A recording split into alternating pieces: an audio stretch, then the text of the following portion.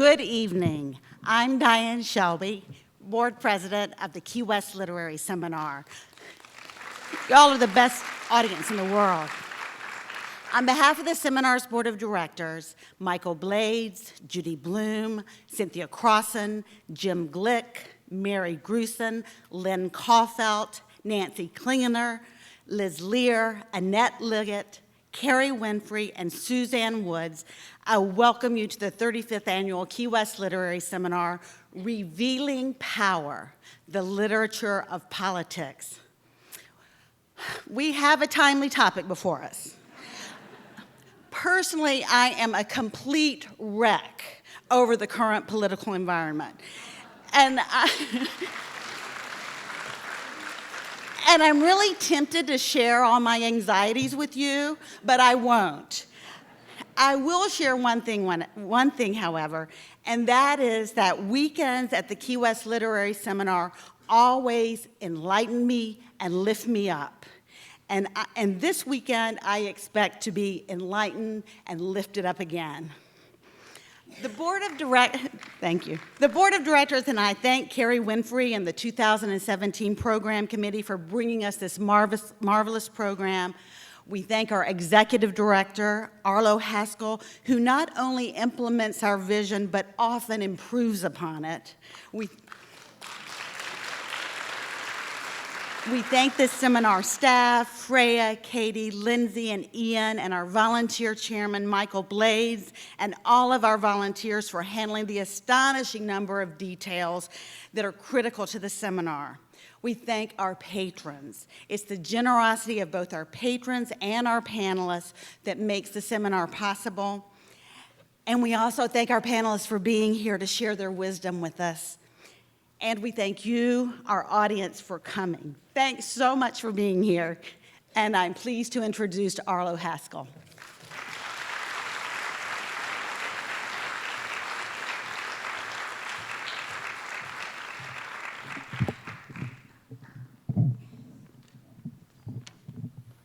Thank you.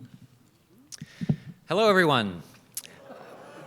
My name is Arlo Haskell, and I am Executive Director of the Key West Literary Seminar.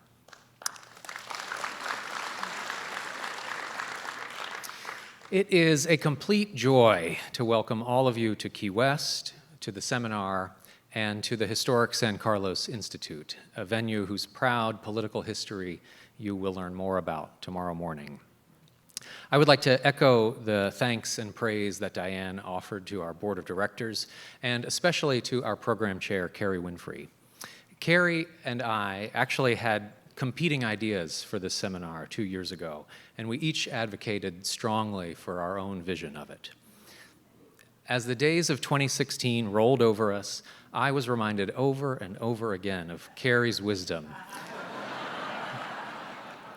and of our board's wisdom in setting out what is surely the right topic at the right time. And thank you especially to Diane Shelby for your remarkable leadership of the seminar. Now, Robert A. Caro is the sort of writer about whom people say he needs no introduction. And here at the seminar, we generally don't introduce anybody on the theory that you didn't come here to see us, but the writers. And so we should just clear the stage as quickly as possible. But Robert Caro is so extraordinary that I feel compelled to overrule both prevailing wisdom and our own practices, and at least try to set the stage. When I first became aware of the impact of Caro's work, I didn't even know his name.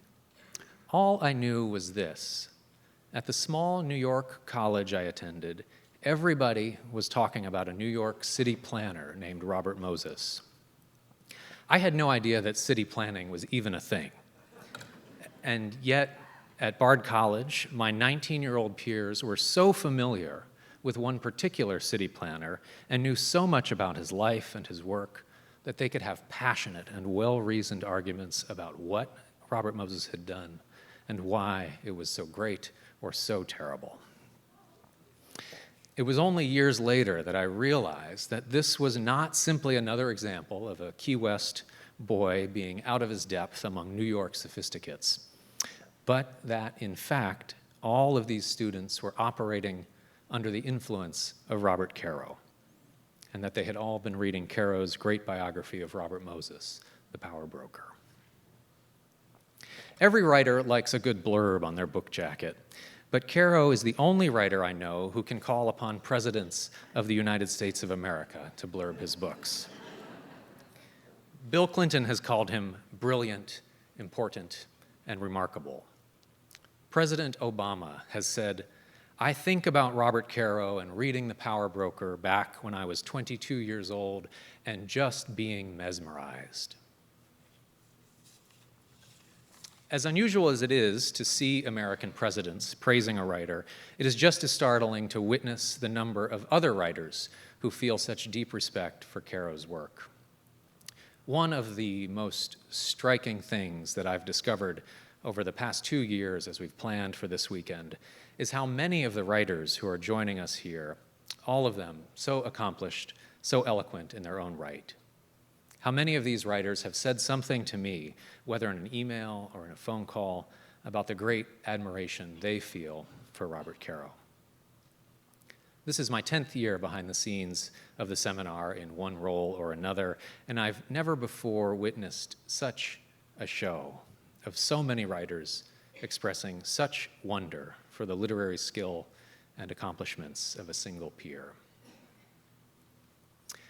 We are blessed beyond measure to have Robert Caro here with us tonight. We owe him a debt before he even begins for providing us with the very title of this year's program, Revealing Power.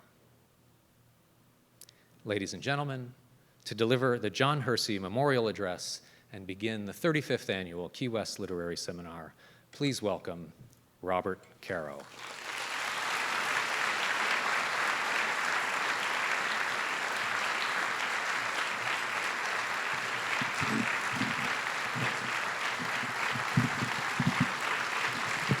Thanks.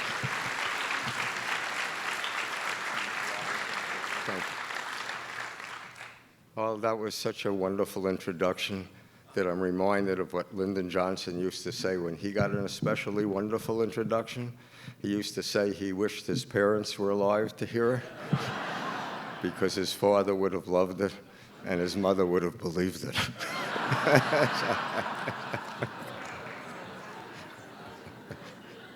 Well, you know, when Winston Churchill was writing his great biography of Lord Marlborough, somebody asked him how he was doing, and he said, "I'm working on the 4th of a projected 3 volumes." I'm not in any way comparing myself with Winston Churchill, except in this one way. We're sort of in the same boat. And I'm going to talk about something that I learned on this trip through my books. I started out being a writer believing in Lord Acton's adage that all power corrupts and absolute power corrupts absolutely. And certainly the man I wrote about in The Power Broker, Robert Moses, lived up to that adage in spades. But as I've gone on writing, I've come to believe that Lord Acton's adage isn't always true, that in fact power doesn't always corrupt, that in fact sometimes power can do the opposite, it can cleanse. But I've also come to believe that if Acton's adage is not always true, there is something about power that is always true, and that is that what power always does is reveal. When a person is climbing during his career, rising to power, trying to get power, it's necessary for him to conceal it. But when someone has power, when he's acquired it, you see then that what he or she wanted to do all along, then you see what he or she has wanted to do all along. When a person is climbing, trying to persuade others to give him power, concealment is necessary. He has to hide traits that might make others reluctant to give him power. He has to hide also what he wants to do with that power if he gets it. Because if men recognized the traits or realized the aims, they might refuse to give him what he wants. They might be afraid of him. But as a man obtains more power, camouflage is less necessary. The curtain begins to rise. The revealing begins. And when he has the power he has always wanted, absolute power, the revealing is complete. So I want to talk this evening about one of the reasons I've come to believe this. I'll do it first through telling you a scene and what I figured out while I was writing, or think I figured out while I was writing about power. The scene takes place on November 26, 1963, 4 days after President Kennedy is assassinated. In the kitchen of Lyndon Johnson is not yet even in the Oval Office. He's still living in his home in Washington. But the next day, Wednesday the 27th, he has to give his first speech, an address to the joint session of Congress. And 4 or 5 of his speechwriters are sitting around the kitchen table, at the dining room table in his kitchen, working on the speech. And after a while, Lyndon Johnson comes down in his pajamas and sits down and basically asks them what they've come up with. And they say, well, we're not really set yet, but the one thing we're all agreed on is that you can't make much of an issue of civil rights. Don't make that any kind of a priority. It'll just antagonize the Southerners in Congress. They control Congress. Kennedy introduced a civil rights bill 6 months ago. It's going nowhere. It's dead in the water. And because he introduced it, the Southerners are standing in the way of his entire program. And there's no hope of a civil rights bill passing anyway. So it's a noble cause, civil rights, but it's a lost cause. Don't make it any kind of a priority. And one of them says, a president, shouldn't spend his time on lost causes because no matter how noble the cause might be, it's a lost cause. And Lyndon Johnson says, well, what the hell's the presidency for then? And in his speech the next day, he makes civil rights a priority. The first priority. He makes a point of using the word first. He says, first, no memorial origin or eulogy could more eloquently honor President Kennedy's memory than the earliest possible passage of the Civil Rights Bill. We have talked long enough in this country about equal rights. We have talked about it for 100 years or more. It is time now to write the next chapter and to write it in the books of law. Now, at that point in Lyndon Johnson's life, looking at his whole life up to then, it would have been very hard to believe that Lyndon Johnson was really for civil rights. He had come to Congress in 1937. He was in and then he went, of course, to the Senate. So from 1937 until 1957, 20 years, every vote he cast was a vote on the side of the South. He had an unbroken record of 20 years of opposing civil rights. Every civil rights vote that had ever come to a vote, he had voted against voting rights bills, against bills that would have struck at job discrimination, even against votes that would have protected blacks from lynching. His first speech, when he gets to the House, his first words are, "We of the South." And thereafter, he had been not merely a reliable vote for the South every time, but he became a strategist for the South. He was one of the men who worked with the leader of the Southern Caucus. We then called it the Southern Bloc that controlled Congress, Richard Brevard Russell of Georgia. He was one of Russell's strategists, and Russell thinks he's going to be a great leader for the fight against civil rights. After his first speech, he comes up, that first speech, the We of the South speech, which was defending the filibuster against civil rights. Russell says, that's the ablest speech against civil rights that I've ever heard. And Russell makes him his protege and basically lifts him. The Southern Bloc lifts Lyndon Johnson to power in the Senate. They control both houses of Congress, and the Senate I forgot to look this up, but if I have the right year, there are 16 great standing committees of the Senate, and they are the chairman of 9 of them, and their allies are the chairman of 3 others. So in order for Johnson to rise through the agency of the Southern Bloc, he has to hide his feelings, his true feelings, from the Southern senators. And he hides them perfectly well. I remember once that I went to see an old Southern senator named Herman Talmadge, who was the senator from Georgia. Herman Talmadge was the son of his father, Gene Talmadge, who had been governor of Georgia for several decades. He was known quite literally as whipping Gene Talmadge, because that was his solution for what should be done with black people who were trying to rise above his station. Talmadge still had this great power in Georgia. I remember he sent the chairman of the state Democratic Party up to be my chauffeur to take me down to his house. You drove down there on Herman Talmadge Highway. You got off at an exit marked Herman Talmadge Boulevard.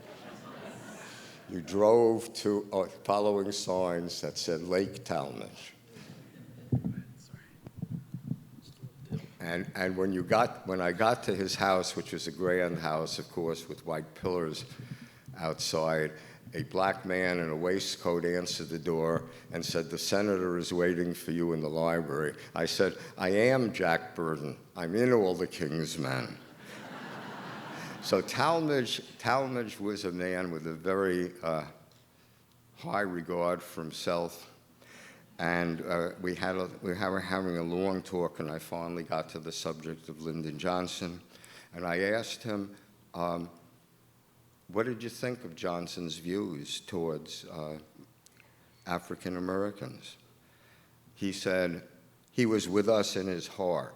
I knew that. I said, well, what exactly was his view of white men and black people? And he said, master and slave. So I said, so then, when he became president, did he betray you? There was a pause, because this was not a man who liked to admit he had been wrong. And he said, yes. Then I said, you mean, did he fool you? There was a longer pause, and Herman Talmadge said, yes. But while the Southern senators believed for 20 years that Lyndon Johnson was with them, I believed that Lyndon Johnson was always for civil rights. Because when I had been researching Johnson's early life, I had learned about something he had done during the early part of that life, before he was elected to anything. Lyndon Johnson was a very poor boy from the hill country of Texas, and he went to a college, Southwest Texas State Teachers College. It was a small college, little more than a high school, really, in the middle of the hill country. And it was known as the poor boys' school. If you had enough money for tuition, not that the tuition was very high, at the University of Texas, you went to the University of Texas. If you couldn't, you went to the poor boys' school. And he was so poor that between his sophomore and his junior years, he had to take a year off from college to earn enough money so he could go on. And what he did during that year was teach at a little town down near the Mexican border called Cotulla. Cotulla was a town that had a very large, you could say Mexican-American, but they weren't citizens. They were really Mexicans. And they lived in, they were there to pick the crops, and they lived in really a shanty town of tin shacks with tin corrugated roofs. And after learning about what Johnson was like, it was called the Mexican School.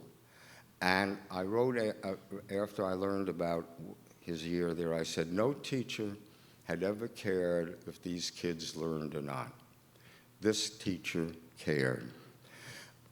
He believed firmly that it was important for them to learn to speak English if they wanted to get ahead in the world. And he would fly into a rage if he heard somebody one of the kids speaking in Spanish. If he was sitting in the classroom during a recess and he heard a boy shouting in Spanish playing in the yard, he would run out and spank him. With the girls, he would tongue lash them.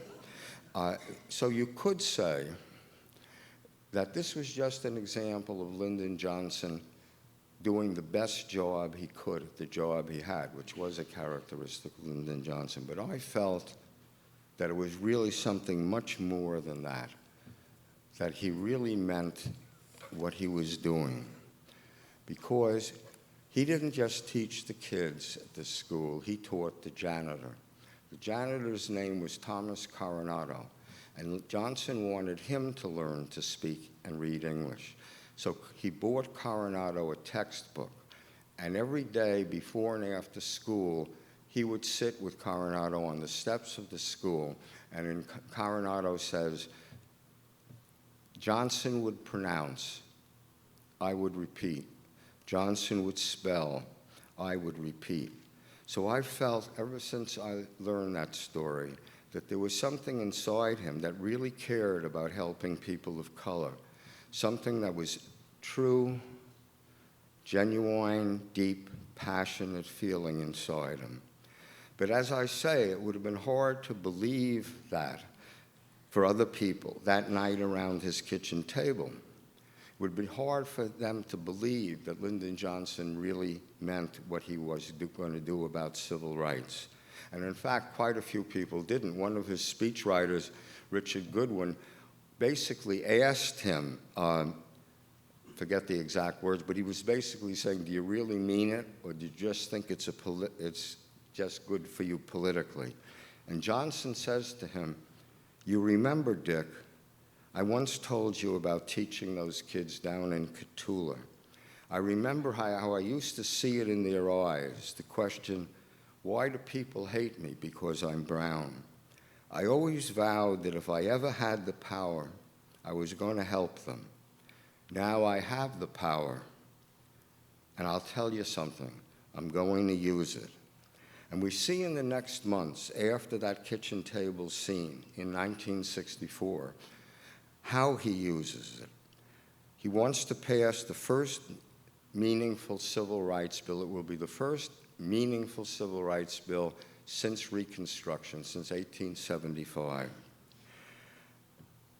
You know, I never, from the first time I started writing biographies, I never always felt that I didn't regard my books on Robert Moses and Lyndon Johnson as biographies.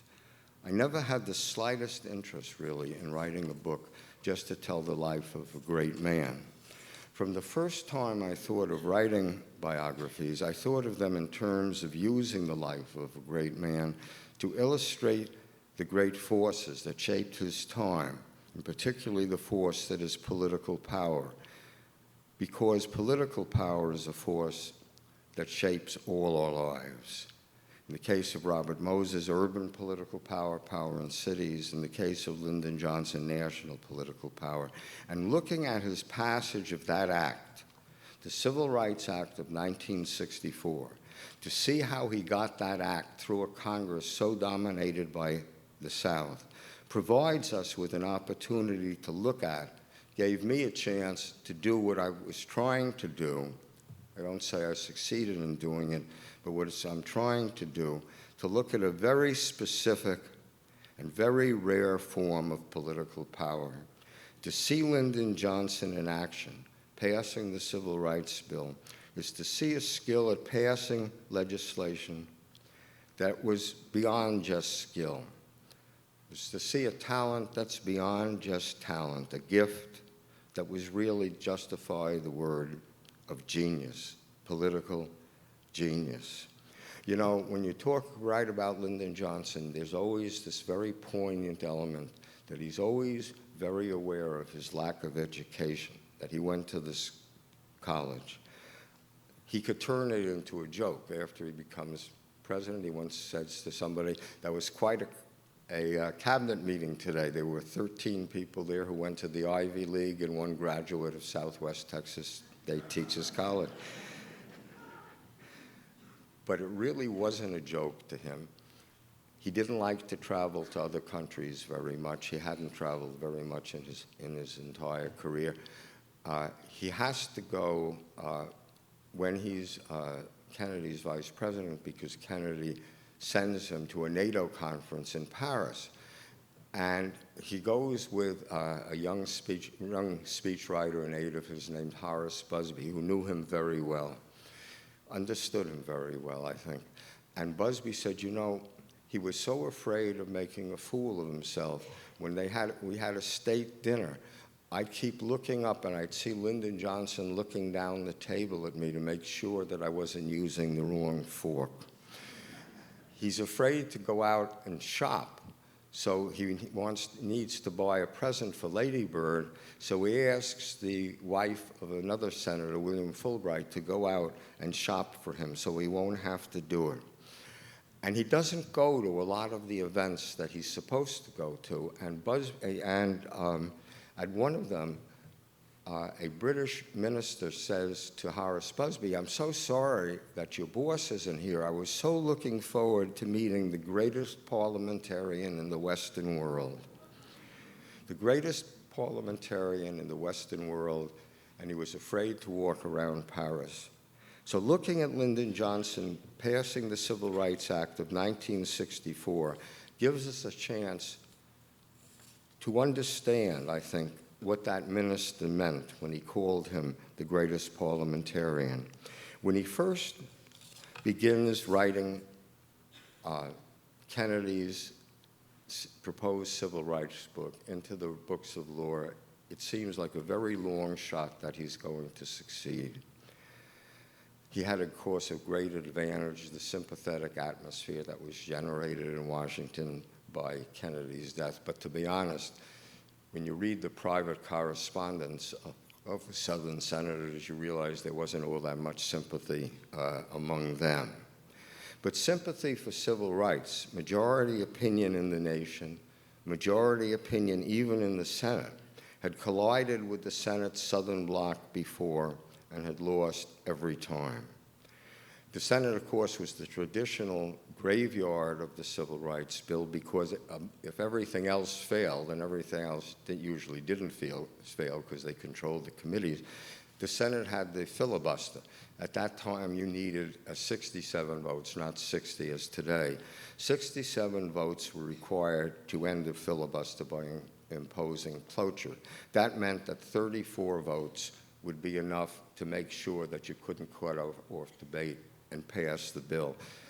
And you had, just to start, there were 22 Southern senators, and in addition to that, you had about the same number of Republican Midwest conservatives who were against civil rights.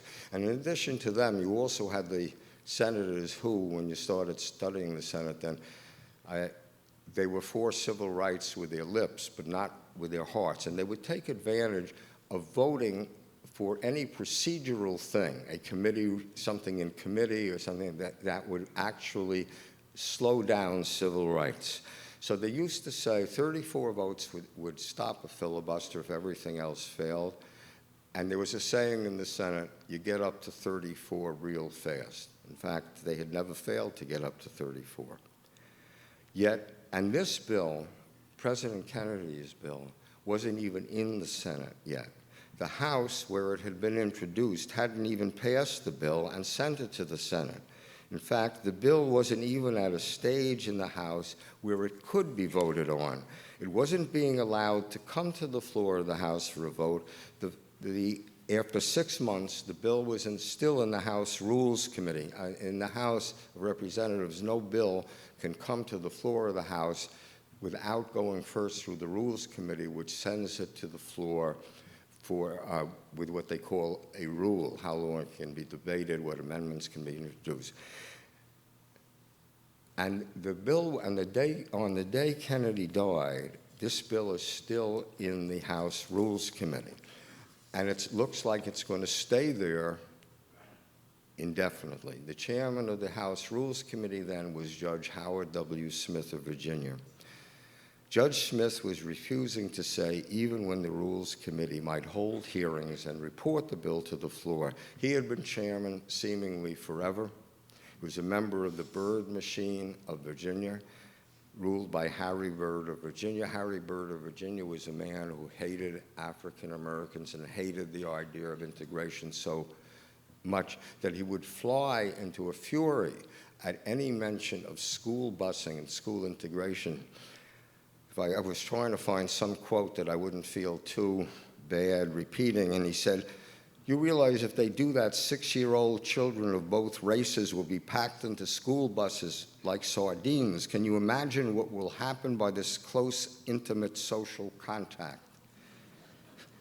Future generations will intermarry, miscegenation."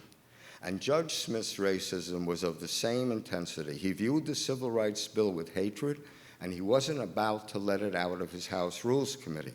On the day President Kennedy was killed, Smith still hadn't scheduled any hearings.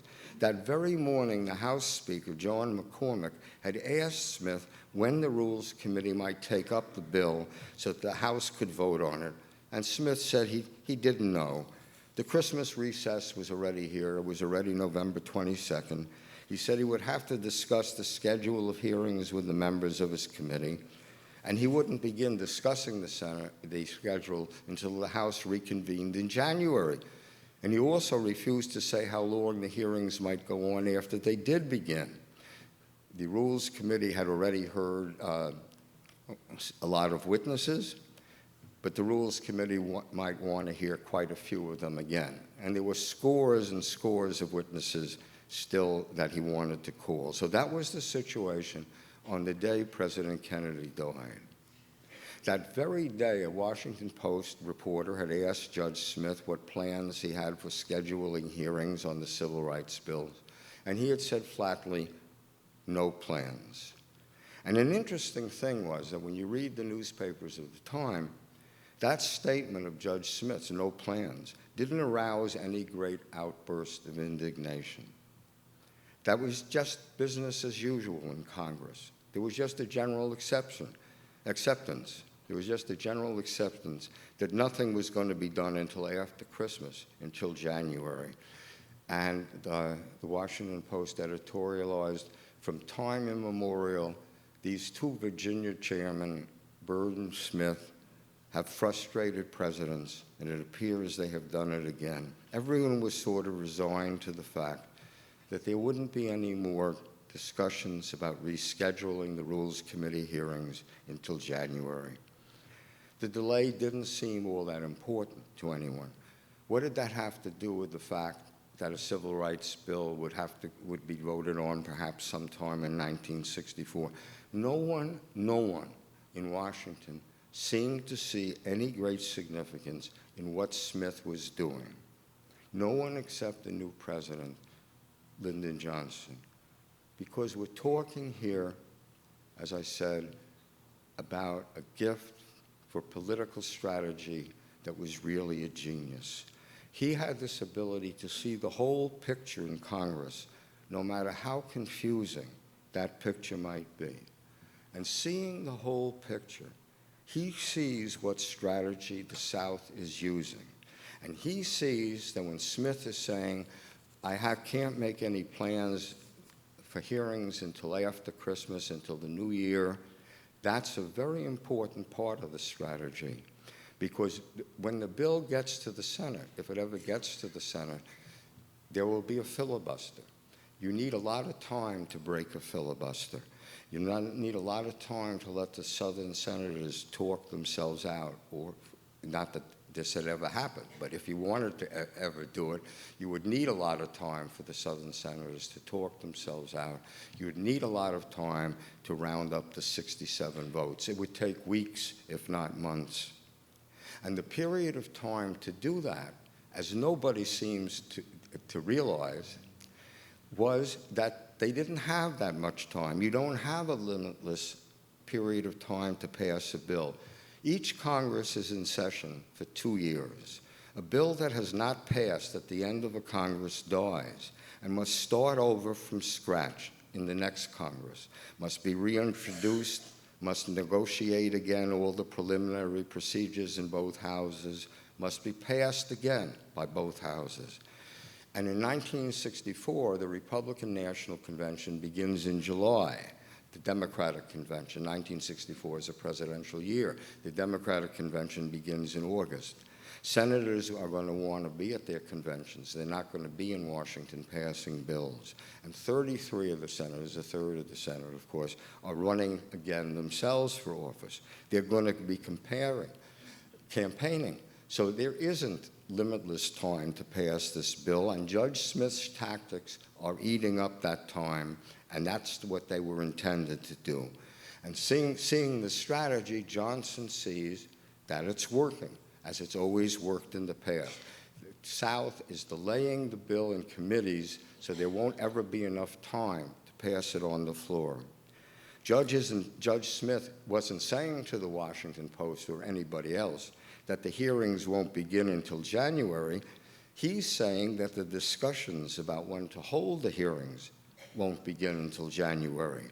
And Johnson understands that Smith cannot be allowed to do this, because if he is allowed to do this, there won't be enough time to pass the Civil Rights Bill in 1964. Everyone is thinking in terms of 1964 and the Civil Rights Bill.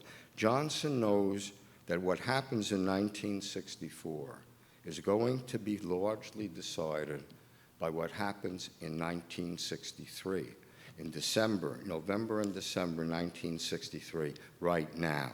He sees what no one else, at least no one else on the liberal side, sees. So he also sees that it gives senators an excuse. The ones who are really don't want civil rights, but don't want to say they're against civil rights, can say, well, it's a sacred rule of the House that when a bill is in committee, it's up to the committee chairman to decide the schedule. That's a rule of the House. We can't think of interfering with these sacred rules of the House. So Johnson sees that this strategy is working, as it always works, and that what Judge Smith is doing is a key part of it. If Smith is allowed to continue, by the time the Senate finally gets the bill, there's not going to be enough time to break a filibuster and pass it. When I say no one understands it, we have a lot of Johnson telephone tapes, and in November, in the early part of the end of November and the early part of December, right after Kennedy's assassination, a lot of these tapes are him trying to explain to people, and I don't mean just reporters, I mean members of the House of Representatives and senators, publishers, newspaper editors, trying to explain what's happening. There's one conversation with Katharine Graham where we hear him, she's the publisher of the Washington Post. The Washington Post is not criticizing Judge Smith. They're saying we're for civil rights, the Senate has to pass civil rights, but they never say a word about the fact that hearings in the House Rules Committee are not being scheduled now. And he tries to explain, I'll read you a couple of paragraphs that Lyndon Johnson says to Katharine Graham. He says, Kay, Smith's idea is that he'll run the discussions over till January. He means the discussions about scheduling the Rules Committee. Kay, Smith's idea is that he'll run the discussions over until January. And then in January, he'll piddle along and get it into February. Then they'll have hearings in the Rules Committee until about the middle of March. And by the time they pass it out of the House, it will be Easter. And the Senate will say it's time for the Easter recess. If the Senate doesn't get the Civil Rights Bill until March, the South will screw it to death, and the Senate will be able to screw it to death until it goes off for the conventions, and there'll be nothing done about civil rights again. You can hear him, he's really begging. He says, Kay, if we want to pass that bill, we have to do it now. So Johnson sees what no one else seems to see, that if you want to pass civil rights in '64, you have to do this in '63. And he sees a way, Johnson not only can see the whole legislative landscape, if you want to call it that, he sees the only way to change this. There's something called a discharge petition. It's a thing where the House votes as a whole. If it feels a committee is holding up a bill too long, the House can vote as a whole to discharge it, to take it away from the committee and bring it directly to the floor for a Joe. And he remembers that a freshman representative who didn't know anybody, Richard Bowling, didn't know any better, Richard Bowling of Missouri, did in fact, months before, introduce a discharge petition, but of course no one was interested in it, and it's just been put aside. No one thinks about it. The New York Times editorialized at the time, "This is a procedure rarely invoked because it offends traditionalists to whom the time-hallowed House rules are sacred. The sacred powers of a committee chairman are not about to be abrogated by a young congressman." So the petition had just gone away. And there would never be enough Democratic votes to pass it anyway, because you had 257 Democrats in the House, but about 60 of them were from the South, so you needed about 60 Republicans. And the Republican leader was Charles Halleck of Indiana. He was a tough cookie, and he said, "I never signed a discharge petition in my life, and I'm not going to sign one now." And these were the days of real party discipline. And Halleck had ordered all the Republican members of the House, the whole Republican caucus, not to vote for this petition. So it had just gone away. But Johnson sets out to get it passed. So he has to find a way of educating not only the members of the House, but the public, their constituents, that this petition means civil rights, that they can call it a procedural thing, but one is the same as the other. If they don't change the procedure, if they don't pass a discharge petition, they're not going to have civil rights. He works on the Democratic leaders. We hear his voice on these telephone tapes. He says to them basically, don't let them say they're for civil rights, but they won't sign the petition. Make everyone understand. Make them understand that if they're against the petition, they're against civil rights. Don't let them use a procedural thing as an excuse. But of course, he needs Republicans. He needs 60 Republicans, which means he needs Halleck to change his point of view. Part of it is just Johnson had a genius for the phrase, and he said, he calls Halleck to his office just before Lincoln's birthday, and he says, "You know, I wouldn't dare. I hear you making a speech on Lincoln's birthday." He says, "I wouldn't dare, if I were you, to go out and try to make a Lincoln's birthday speech when Judge Smith's got his foot on Lincoln's neck. They'll laugh you out of the park. I'll explain it to people. You'd better let that bill come out." He uses blunter weapons. The largest single employer, Halleck is from Indiana, the largest single employer in his congressional district is Purdue University. And Johnson remembers that, because he doesn't forget anything, that Halleck has gotten a bill through that basically financed Purdue building a new laboratory building for Aeronautics and Space Administration. So they need contracts from the NASA, the National Aeronautics and Space Administration. So he calls Halleck to his office. And while Halleck is sitting there, Johnson picks up the phone in the Oval Office and calls the NASA administrator, a man named James Webb. And he says, "I'm sending Charlie Halleck over to talk to you, and I want you guys to have a nice talk." So Webb, we have this on tape, so I know exactly the words that are used. So Webb says, "Oh, I'll certainly talk to him, Mr. President, and I hope he'll be satisfied." So Johnson says goodbye to Halleck. Halleck leaves, and Johnson picks up the phone again. You have to hear the tone in his voice. Hoping was not what he had in mind. He says to Webb, "If he's not satisfied, then I'll be talking to you again." Halleck is satisfied. The New York Times reports all this morning, Republican members, all this morning, Republican members were leaving their committee hearings to take calls from their party leaders. And all of a sudden, there are Republican votes for the discharge petition. But they still don't have enough votes. Where is he going to get these votes? So he calls to his office the 5 major African-American political leaders of the time: Roy Wilkins of the NAACP, Whitney Young of the National Urban League, Martin Luther King Jr., James Farmer of the Congress of Racial Equality, and A. Philip Randolph of the Brotherhood of Railway Porters. It's very interesting. People who knew Lyndon Johnson, one of them who knew him very well, said to me, you know, one-on-one, Lyndon Johnson was the greatest salesman who ever lived. So his secretary, Juanita Roberts, says to him, do you want them all here at once for a group meeting? And Johnson says, no, I want them one at a time. And he doesn't just talk to these African-American leaders. He gives them a focus. Don't just talk about civil rights. Talk about the discharge petition. He says to one of them, I can't remember who, but one of them, I'll take care of the civil rights bill, he says, but you have to help me on the petition. And when he's talking to Roy Wilkins, Wilkins describes this very eloquently.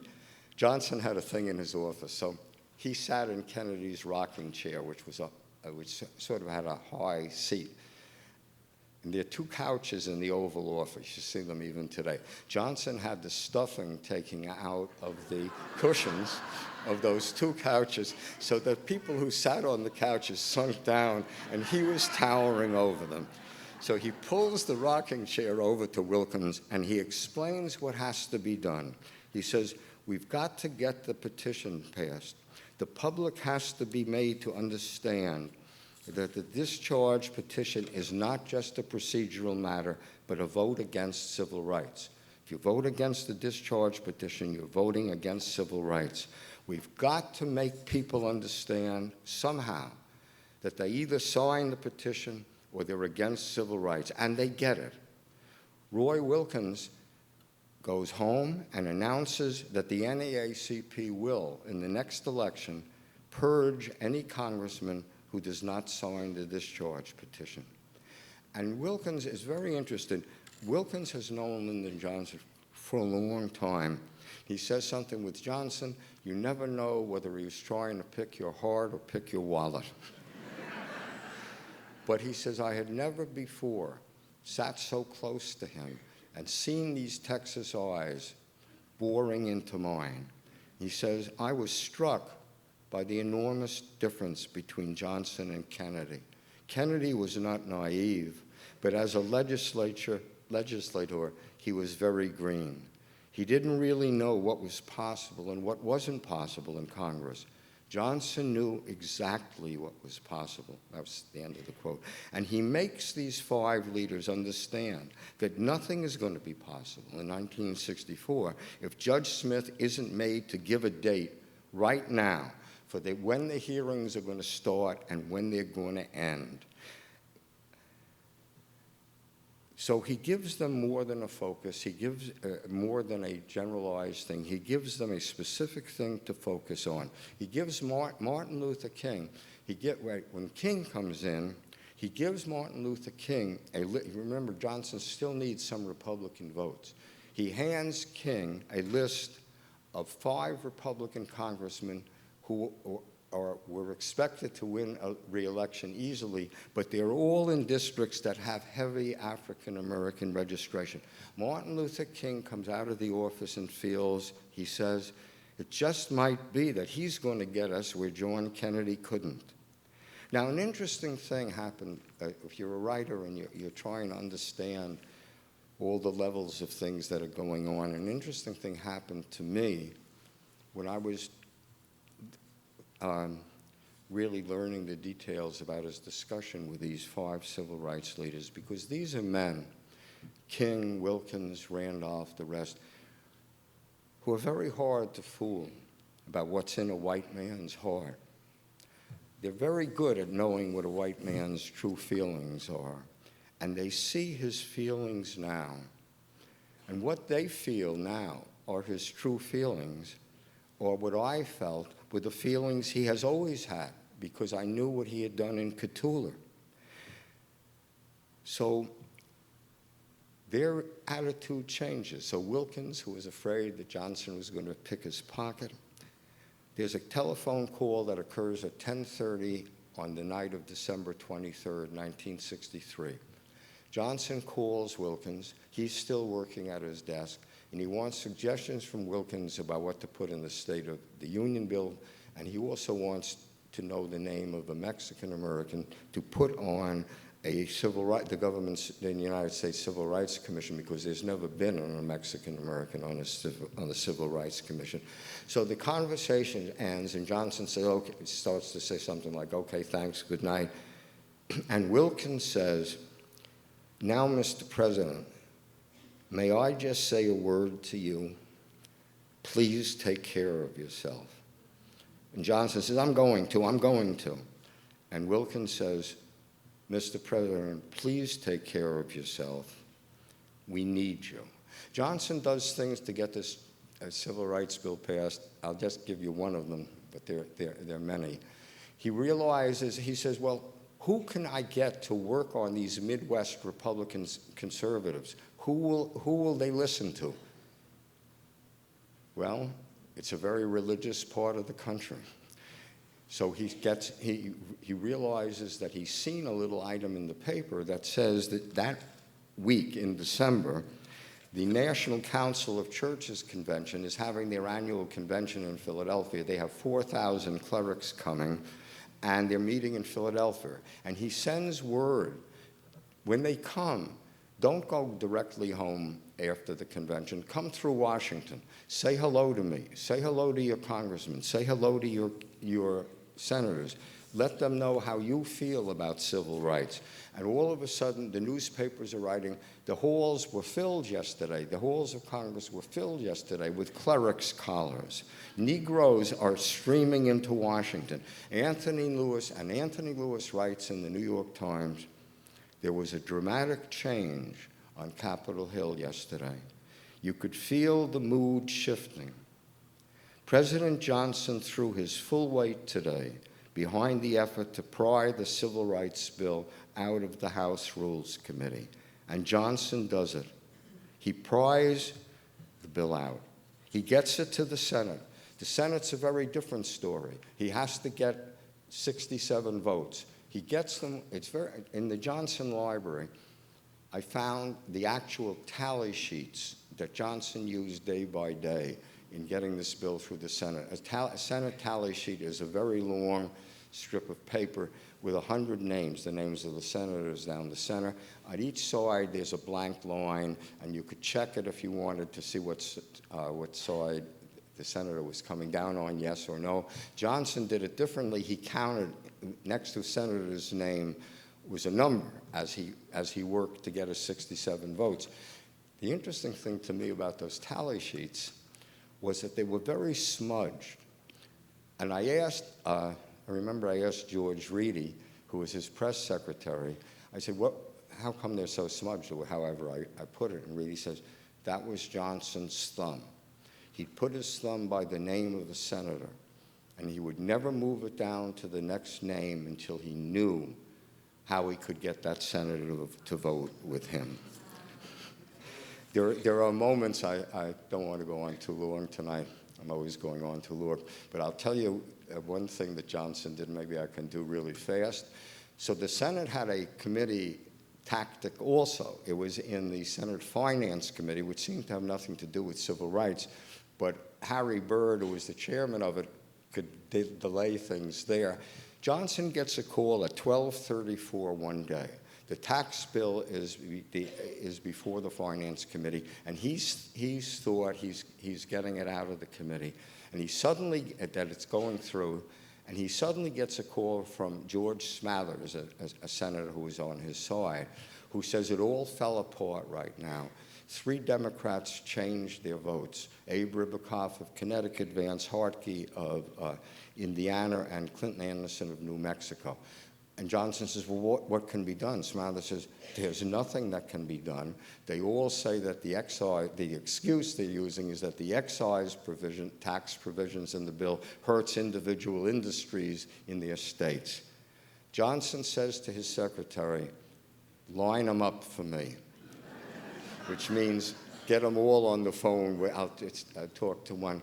His first call is to Ribikoff. And Ribikoff says, you know, I've given my word on this to my constituents. I'd really lose face if I voted for the bill now. And again, you have to hear Lyndon Johnson's voice when he says, Abe, you save my face today, and I'll save your face tomorrow. And Ribikoff knows what senators know, that Lyndon Johnson is a good guy to have on your side, and he's a very bad guy to cross. Johnson says something very similar to Clint Anderson, and then there's Vance Hartke. Johnson knows everything about the Senate. He knows the real reason that Hartke's against the excise tax provision is that it hurts a firm in his district that makes musical instruments. And Hartke starts to say, I can't possibly change, Mr. President, I think the bill is... Johnson says, I'll take care of your musical instruments next year. Save my face now. And Hartke says, all right. The 3 calls took a total of 9 minutes. He's changed the vote in the committee. It comes out that afternoon, and the bill is getting ready to go through it. So the Civil Rights Act of 1964 is one of history's great triumphs for social justice. I wrote that almost a century after Abraham Lincoln had freed black men and women from slavery, black men and women and Mexican-American women and men still did not enjoy many of the rights which America supposedly guaranteed its citizens. It was Lyndon Johnson who gave them those rights. Lincoln was, of course, president during the 19th century. During the 20th century, of all its American presidents, Lyndon Baines Johnson was the greatest champion that black Americans and Mexican Americans, and indeed all Americans of color, had in the White House. The greatest champion they had in all the halls of government. With the single exception of Lincoln, he was the greatest champion with the white skin they had in the history of the Republic. He was to become the lawmaker for the poor and the downtrodden and the oppressed. He was to be the bearer of at least a measure of dignity to those who so desperately needed to be given some dignity. He was the redeemer of the promises made to them by America. So the Civil Rights Act of 1964, as I've tried to explain, is the triumph of a man who brought to the fight not only political genius, a gift that was beyond the gift, but it's the triumph also of a man whose belief in the cause of civil rights was true, deep, passionate. And of course, it is the triumph of a man who kept those feelings concealed for 20 years until he got power. Power reveals. Thank you.